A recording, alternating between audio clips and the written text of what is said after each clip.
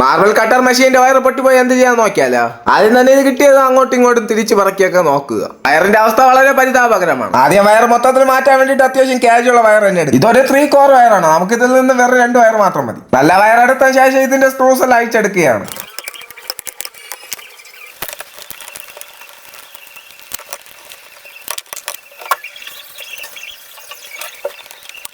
എല്ലാ സ്ക്രൂസും അയച്ചു വന്നപ്പോഴാണ് ഇതേ ഒരു സ്ക്രൂ മാത്രം തുരുമ്പടിച്ചിരിക്കുന്നത് കണ്ടത്. സ്ക്രൂ ഡ്രൈവർ എടുത്ത് തിരിച്ചിട്ടും തിരിയണില്ല, എന്റെ ത്രെഡ് എല്ലാം പോയിട്ട്. ഈ തുരുമ്പടിച്ച സ്ക്രൂ അടിക്കാൻ ഇനി ഒരു വഴിയേ ഉള്ളൂ. ഹാക്സാ ബ്ലേഡ് എടുത്ത് കറക്റ്റ് രീതിക്ക് ഒന്ന് അറുത്തെടുക്കുക.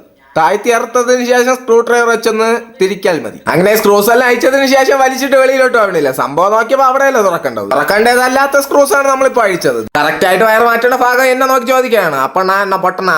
അങ്ങനെ അവിടെ ഇവിടെയും തട്ടി തട്ടി അതങ്ങ് തുറന്നു വന്നിട്ടുണ്ട്. വയർ മാറ്റാൻ പ്രത്യേകിച്ച് വേറെ ഒന്നുമില്ല. ഈ ഇരിക്കുന്ന ഭാഗമെല്ലാം ഒന്ന് അഴിച്ചിട്ട് കറക്റ്റ് ആയിട്ട് പഴയ വയർ ഇരിക്കുന്ന രീതിക്ക് തന്നെ സെറ്റ് ചെയ്ത് കൊടുത്താൽ മതി. ഇതിൽ ആകെപ്പാടെ 2 കണക്ഷനേ ഉള്ളൂ. അതുകൊണ്ട് തെറ്റുവന്ന പേടി വേണ്ട. കറക്റ്റായിട്ട് കണക്ട് ചെയ്ത് ഇൻസുലേഷനൊക്കെ അടിച്ചതിന് ശേഷം ഇത് ചുറ്റി അടച്ചു വെക്കുകയാണ്. കറക്റ്റായിട്ട് അടച്ചു വെച്ചതിന് ശേഷം ഒന്ന് ടെസ്റ്റ് ചെയ്യാൻ പോവുകയാണ്.